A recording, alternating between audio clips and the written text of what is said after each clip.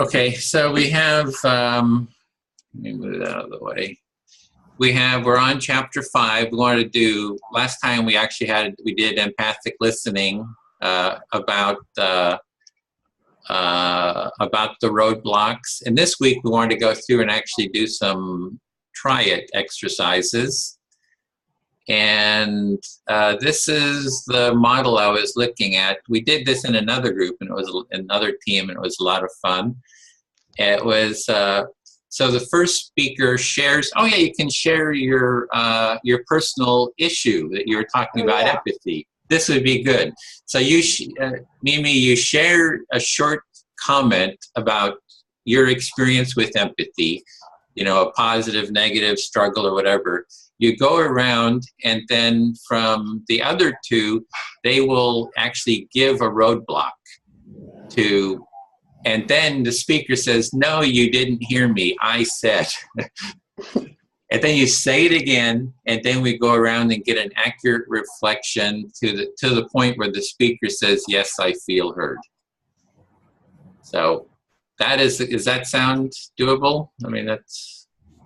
Yes. Okay, and the first one we have is directing, telling someone what to do as if giving an order or a command.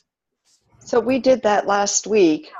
Oh, okay. So do you want to do it again or go through all 12? Or I think I would like us to do it again because we just tried a little sample of it. And if we have time, once we are only 3 tonight, probably have more time. I think we should be able to get through the first. So the first one, was directing, and you know, that was an example there. You've got to face up to reality, knock it off, go right back there, tell her your story. Those are just some samples he had in the book. Stop complaining and do something about it. So what we'll do, maybe Mimi, if you'd like to start, just give a first initial story about your experience with empathy during the week, and then Ingrid and I will give you a directing comment. About empathy? I don't have anything ready now. Can I just talk about anything? Mm-hmm. Whatever's alive in you. Okay, I'll tell you what I heard today, and I really have it in my mind. So I talked with a person who wanted to learn English. So I'll just make the introduction, I'll pretend that I am the person. So he said that he wanted to learn English. He didn't know anything. And I asked him, are you unemployed? He told me he's unemployed. I said, okay, good. What are your plans about looking for a new job? And now I'm pretending that I am the person. So I can't find a job because there are no jobs. And he was a philologist. He taught Greek language. And I can't find a job because parents ask about my working experience. I have no working experience. I think I can never make it. I'm afraid. Well, Mimi, I think, Mimi, if I can reflect, I think you should just drop him. Just forget about him. Don't talk to him anymore, and just forget it. No, just a comment. I pretend that I am the boy. Okay, let's say I am the one. I'm telling you what I think. I'm looking for a job. I have no clients. I am the boy. Okay, I pretend that I am the boy. Oh, I thought we're trying to directing. I'm confused, totally confused. No, I just made the introduction because I was shocked. So I'm unemployed.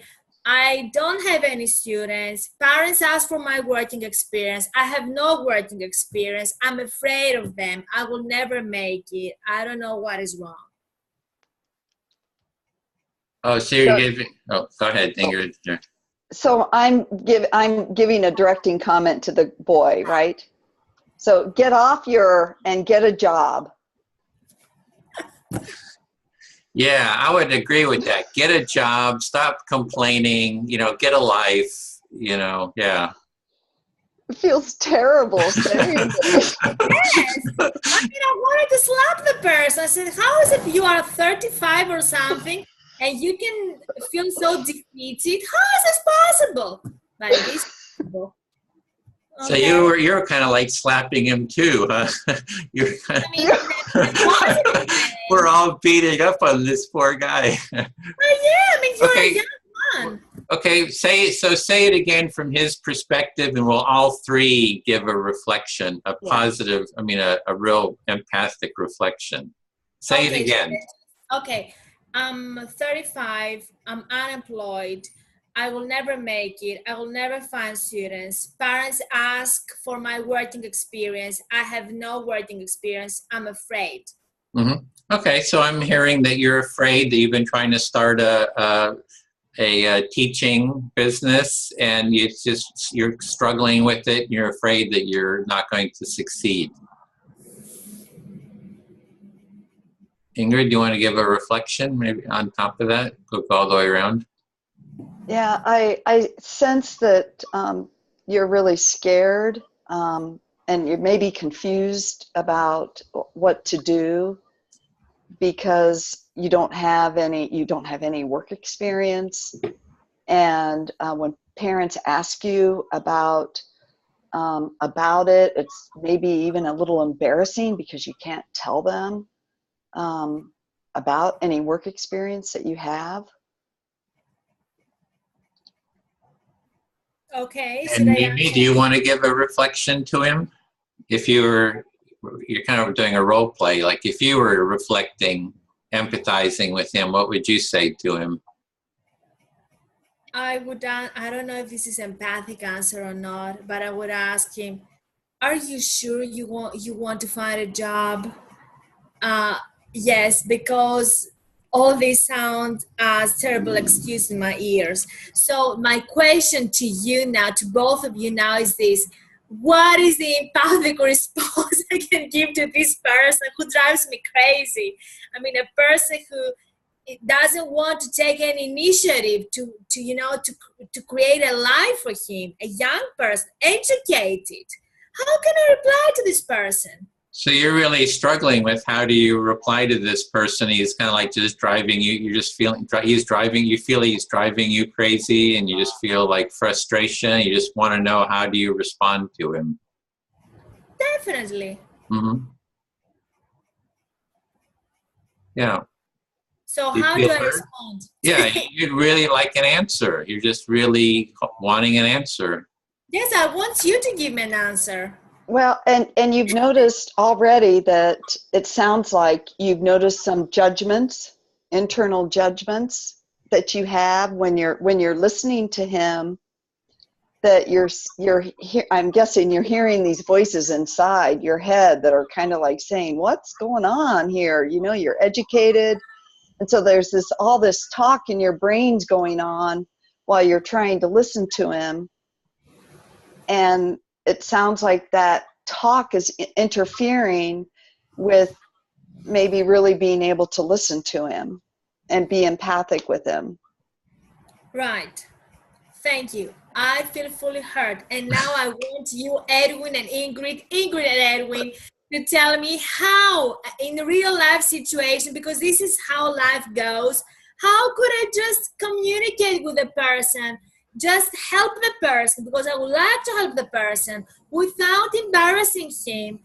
But also I don't want to talk, I want to just have a real conversation. What is the proper answer in a situation like this? Without roadblock. I can throw something out, and I don't know if it's a proper answer or not. But it's first, we heard him say he's scared, and you have to acknowledge what he is maybe feeling and what he's going through, and see if that connects with him.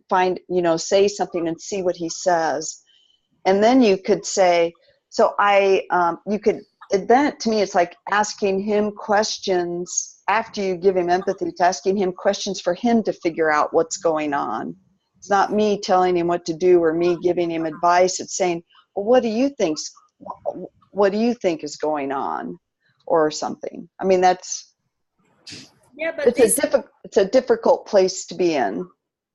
Yes, you are right, but this is our life. I mean, we have so many similar situations to deal with every day. And I mean, I would like to say, you know what if you try this, and would you like us to do this together? But I think that, again, this belongs to the list of roadblocks, and I'm just trying to, I don't remember, is it directing? Is it persuading? I think that, again, I fall into one of these categories, and I don't want to do so. Mm-hmm. Yeah, you were going into questioning. I think you were trying to ask him questions, is what I was hearing to begin with. Talking to me or to? To Mimi. Okay. When you were telling his story, you were saying, I have these questions for you, and you were asking him.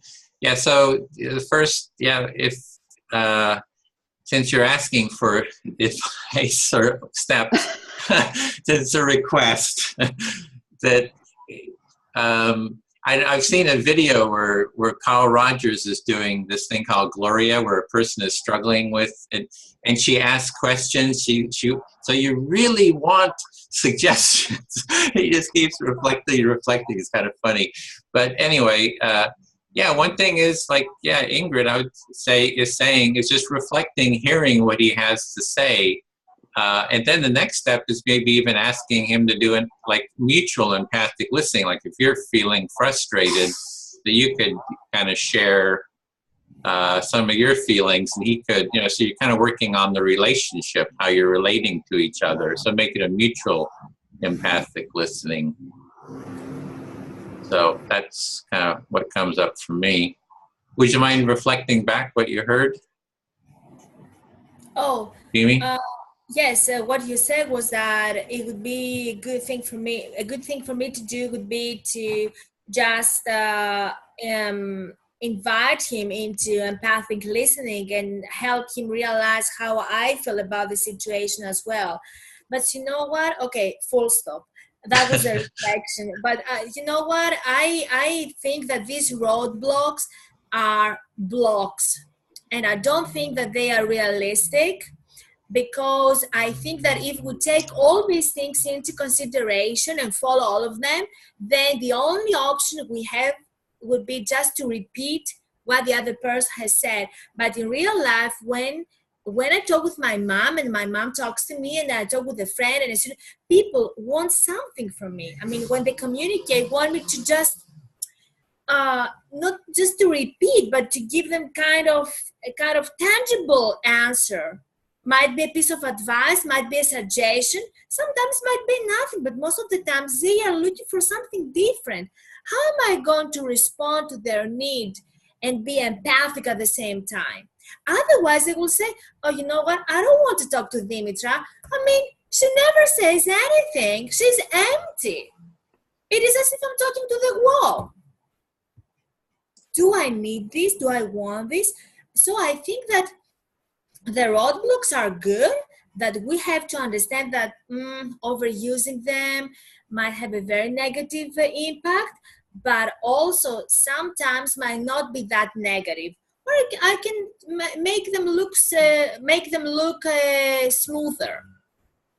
Depending on the relationship I have. As I said the previous time, that if we are very close friends and we know each other very well, if I tell you stop complaining, do something, you might not take me wrong, because you know who I am. Well, he in the book, he also says that the roadblocks in the right context depends on the context. So you need to. But what we are practicing is the empathic listening component, to get better at that, and sort of to be aware of when's the right place to use one, when's the right place to use the other. So the core here is to sort of practice the listening, the empathic listening.